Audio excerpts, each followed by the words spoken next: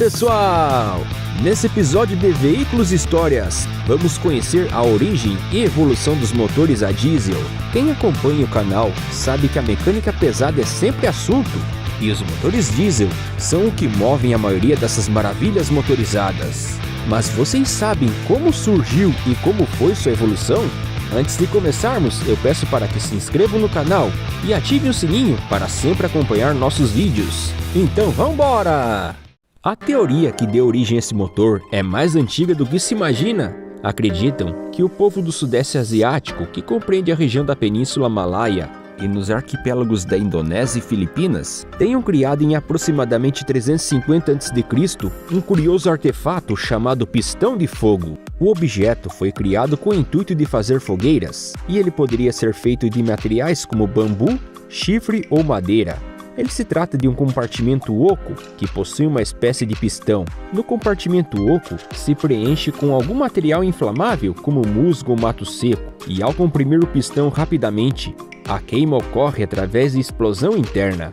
Com a câmara bem vedada, o ar quase não consegue sair, e quando se exerce uma certa força e em alta velocidade, o ar esquenta e ocorre uma pequena explosão. Esse fenômeno é chamado na física de compressão adiabática. Com a explosão, o musgo ou mato seco pega fogo e assim é possível fazer fogueiras. Mas e o que esse aparelho primitivo tem a ver com motores diesel? Logo vocês vão descobrir. A história agora vai para a Europa no século XIX. Em Paris, no dia 18 de março de 1858, nascia Rudolf Christian Karl Diesel. Seus pais alemães tinham mudado para a França quando ele nasceu e era uma família muito humilde. Rudolf era muito inteligente e esforçado, que até conseguiu uma bolsa na Universidade Técnica de Munique, onde estudou engenharia mecânica, e um de seus professores era Carl von Linde. Seu brilhante tutor inventaria o sistema de gás refrigerante que possibilitou criar os modernos refrigeradores e fundou uma empresa que leva seu sobrenome e atualmente é uma multinacional que trabalha com gases industriais e médicos. Numa de suas viagens ao Sudeste Asiático, Linde trouxe um pistão de fogo típico dos nativos locais e ao apresentar o artefato ao seu aluno Rudolf, o jovem ficou curioso e encantado com o objeto, e a partir de muitos estudos passou a querer criar um sistema de combustão interna baseado na compressão adiabática. Enquanto isso, na Inglaterra, o inglês Herbert Ackroyd Stewart fez uma descoberta intrigante por acidente. Ao colocar querosene num lampião, derramou combustível numa lata, e ao vaporizar a substância, a lata que estava próxima ao lampião pegou fogo. Ele teve a ideia de tentar usar o querosene como combustível, também chamado de óleo de parafina, cujas propriedades eram semelhantes ao do óleo diesel atual. Ao contrário da gasolina, o querosene tinha dificuldade em vaporizar de um carburador devido à baixa volatilidade. Assim, após muitos estudos, Stewart passou a desenvolver motores, e um de seus inspiradores foi o motor Stirling, a invenção do clérigo engenheiro Robert Stirling, cuja patente é de 1816. Se trata de um motor que deposita e libera o ar quente do cilindro, quase como um motor a vapor de locomotiva. Mas para o mecanismo funcionar, necessita de uma fonte de calor constante para o movimento. Ao esquentar o tubo, o ar se expande e vira vapor. Como a maior parte do ar fica preso, o movimento acontece. Em 1886, Stewart fez seu primeiro protótipo, e em 1890, com a ajuda da fabricante de tratores a vapor Richard Hornsby & Sons, patenteia o chamado motor de bulbo quente, que também ficaria conhecido como motor semidiesel. Os primeiros motores foram comercializados a partir de 1892.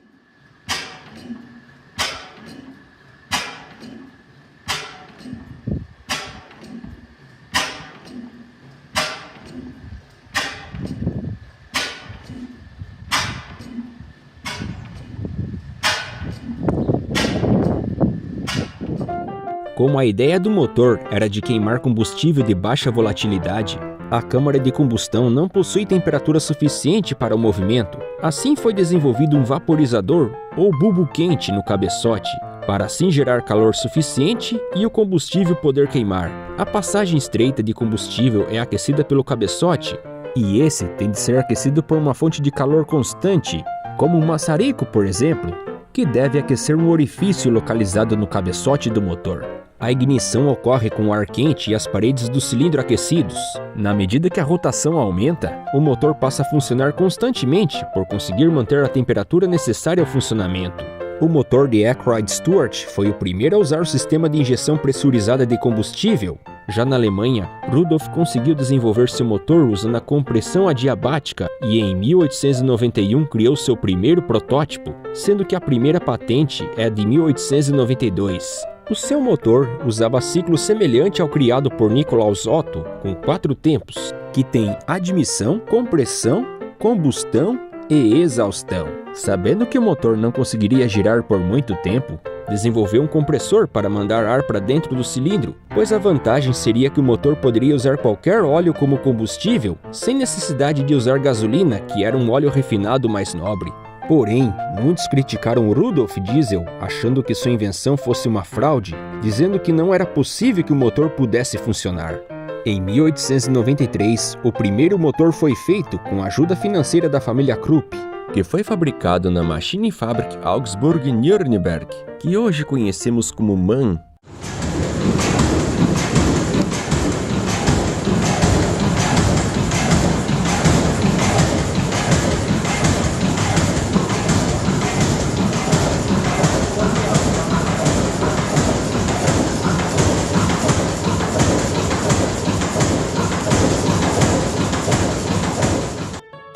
A princípio, o motor foi testado com óleo cru, mas logo trocaram por querosene, pois o óleo simples era muito viscoso. Rudolf também testou outros tipos de óleo, como o de amendoim, parafina líquida e creosoto, que é um óleo vegetal usado para fazer vernizes. A princípio, tanto os motores de Ackroyd Stewart quanto de Rudolf Diesel eram usados como estacionários, pois o motor de Stewart tinha um sistema de partida complicado demandando paciência, e o de diesel necessitava de um compressor de ar para funcionar, tornando pouco prático em um veículo. Outro problema desses motores era que seus regimes de giro eram muito baixos, impossibilitando um desempenho satisfatório no automóvel.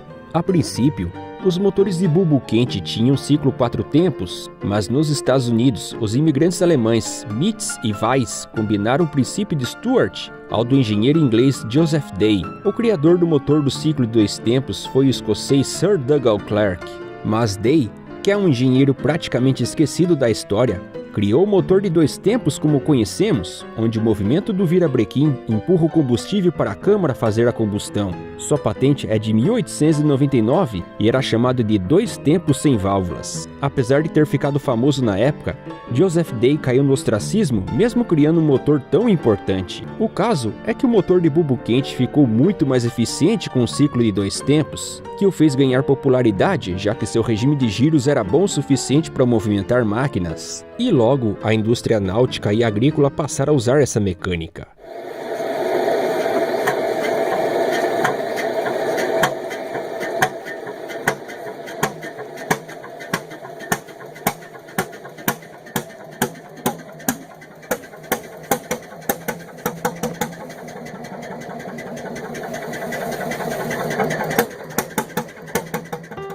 No entanto, os motores diesel estavam prestes a se tornar uma importante mecânica, graças aos estudos do engenheiro alemão Prosper Lorange. Filho de franceses, o engenheiro formado na Universidade Técnica de Berlim começou sua carreira na fábrica de motores Deutz, que fora fundada por Nikolaus Otto, o criador do motor ciclo 4 tempos. E em 1908, Lorange entrou na Benz, fundada pelo engenheiro e inventor Carl Benz. Após muita pesquisa, Lorange patenteia em 1909 a câmara de pré-combustão, onde uma passagem estreita de ar se mistura ao combustível antes de chegar ao cilindro, a famosa injeção indireta, como nos motores a gasolina convencionais. Isso reduzia o estresse do motor e o deixava mais suave que o motor diesel convencional. Com esse invento, não precisava mais de um compressor de ar para o motor funcionar, o que deixou viável para ser usado em veículos. Logo, uma nova história para esse motor iria começar, porém, Rudolf Diesel não viveria para testemunhar o avanço de sua criação.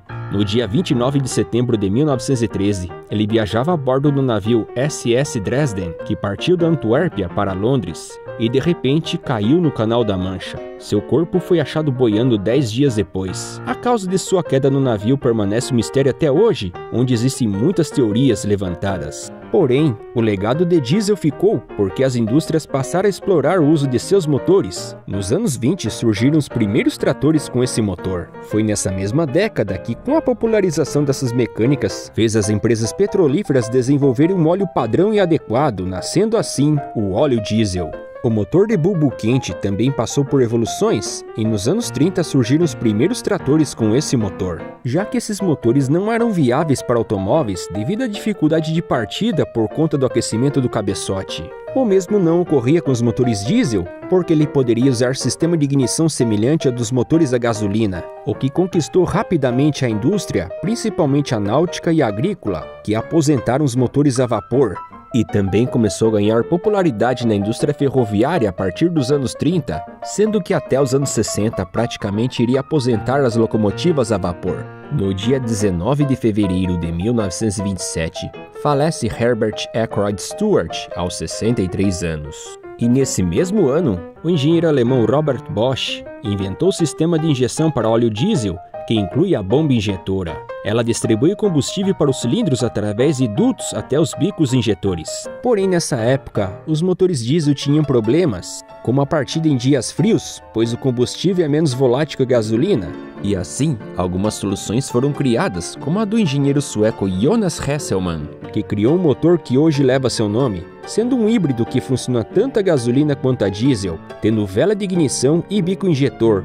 A ideia de Jonas foi desenvolvida na prática pela Corporação Norte-Americana de Motores Waukesha. Essa solução também seria adotada pela Volvo e Scania até os anos 40, e até a MWM usou essa arquitetura no 229 a álcool dos anos 80, pois eles também rodavam com óleo diesel. Outro tabu desse tipo de motor era a baixa potência. Assim, muitos engenheiros passaram a trabalhar nessa questão, e sabiam que se conseguissem fazer o motor girar mais, obteriam a solução do problema. Nos anos 30, a General Motors se interessou em ingressar no ramo de motores diesel, comprando a Winton Engine Company, e investiu num projeto da empresa de Cleveland, que se tratava de um motor com ciclo de 2 tempos. Ao simplificar os ciclos de trabalho, se obtinha mais rotações, o que seria a solução do problema para baixa potência. Porém, havia um problema. A câmara de pré-combustão de Lorange só funcionava com ciclo 4 tempos, já que motores de 2 tempos não possuem válvulas de admissão.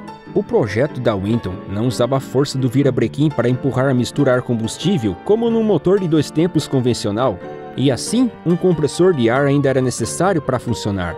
A solução do problema foi adotar um compressor mecânico estilo Roots ou Blower, que já era usado com sucesso nos automóveis, que gerava mais potência. Então, indiretamente, a General Motors desenvolveu um sistema de superalimentação, nascendo os motores Cleveland e Detroit Diesel.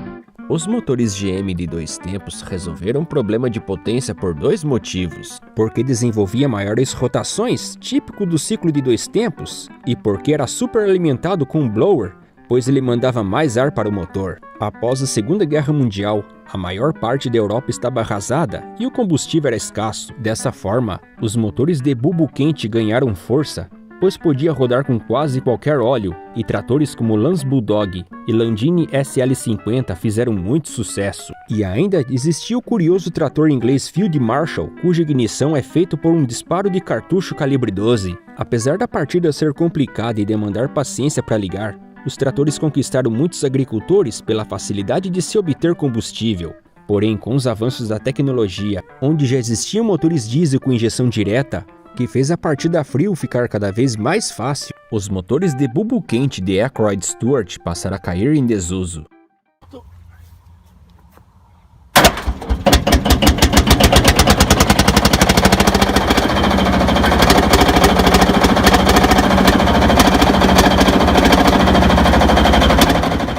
A partir dos anos 50, os motores diesel passaram por experimentos para aumento de potência, como a adoção do turbo, que logo deixaram um desempenho equiparável aos modelos a gasolina. Fabricantes de motores como Volvo, Caterpillar e Cummins adotaram a tecnologia aeronáutica de aumento de potência. A invenção de 1905, feita pelo engenheiro mecânico suíço Alfred Bechy, usava os gases do escapamento para gerar um rotor.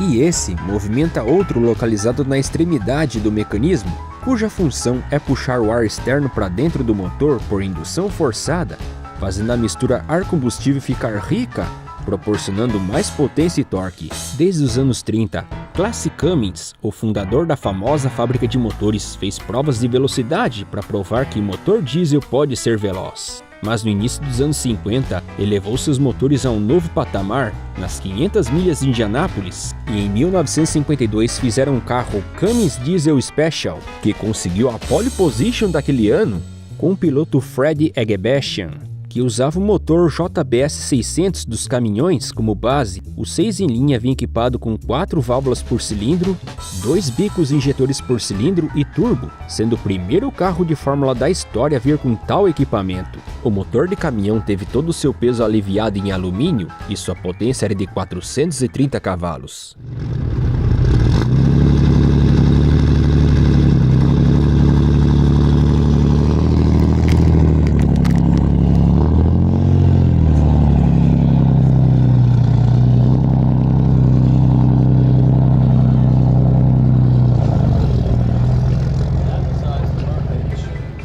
No entanto, o carro teve problemas e Fred teve que se retirar da prova. Com mudanças no regulamento no ano seguinte, a Cummins não participou mais do evento, se tornando o primeiro e único motor diesel a conquistar a pole position na Indy 500. Mas o turbo nos motores diesel começaram a ganhar popularidade mesmo foi a partir dos anos 60, onde cada vez menos fabricantes desenvolviam motores a gasolina para a mecânica pesada. Nessa época, os motores diesel também conquistaram a indústria de caminhões, principalmente no segmento dos pesados. E com a crise do petróleo de 1973, a popularidade dos motores diesel aumentou ainda mais. Nos anos 80, as montadoras passaram a adotar o intercooler, que é um radiador que resfria o ar que sai do turbo, proporcionando mistura ar-combustível ainda mais rica, o que resume em mais torque, potência e economia de combustível. Em 1987, a Detroit Diesel lança o motor Série 60, que foi o primeiro motor pesado da marca com ciclo 4 tempos, mas também se torna o primeiro motor diesel com injeção eletrônica a ser comercializado no mundo. Assim como a indústria dos motores a gasolina já estavam substituindo o carburador pela injeção eletrônica, na mecânica diesel esse processo foi correndo gradativamente. A vantagem desse sistema, também chamado de Common Rail, é que o combustível é mandado para a câmara em alta pressão, que proporciona potência e economia de combustível. A partir dos anos 90 começou a vigorar normas de emissões de poluentes, e as fabricantes passaram a fazer motores cada vez mais limpos. Pois apesar dos motores diesel terem eficiência energética sendo bem mais econômicos que motores a gasolina, uma de suas desvantagens é a quantidade de monóxido que soltam na atmosfera, sendo que pode soltar fuligem em quantidades maiores que o motor a gasolina. Como funciona por ignição espontânea sem uso de faísca, a queima da mistura ar-combustível é dificultada, podendo não queimar a mistura totalmente. Para assegurar uma combustão completa, tem de haver mais ar na câmara de combustão, e é por isso que até os anos 2000, todos os motores diesel veiculares praticamente passaram a vir equipados com turbo e intercooler. Nessa mesma década, a Audi estava dominando a categoria protótipos, vencendo 5 edições da lendária prova 24 horas de Le Mans, com o modelo R8, mas em 2006, a empresa alemã decidiu ir além e apostou na tecnologia do motor TDI, ou Turbocharged Direct Injection, que foi desenvolvido pelo grupo Volkswagen, que é a dona da Audi. Em 2006, apresentaram o R10 TDI, que vinha com motor V12 biturbo todo em alumínio com 5.5 litros e potência de 638 cavalos, que podia chegar a 370 km por hora de velocidade máxima. E o carro conquistou a vitória daquele ano com direito à dobradinha, já que o segundo lugar também foi um Audi, se tornando o primeiro motor diesel a vencer a famosa corrida.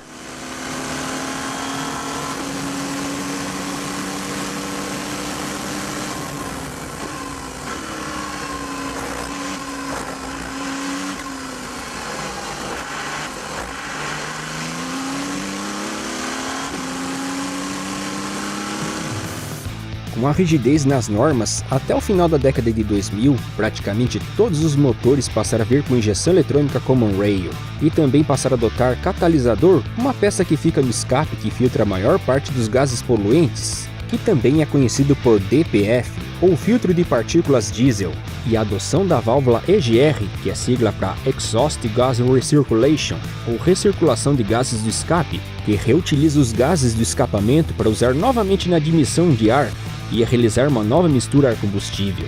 Outro sistema usado para reduzir o índice de emissões conhecemos como ARLA 32, que é a sigla para Agente Redutor Líquido Automotivo, que é composto por água e ureia, que compõe 32,5% da mistura, por isso 32 do nome. O líquido ARLA 32 se mistura aos gases do escape por um dosador e atua junto ao SCR, que é um catalisador, e sua sigla é Selective Catalytic Reduction, ou redução catalítica seletiva.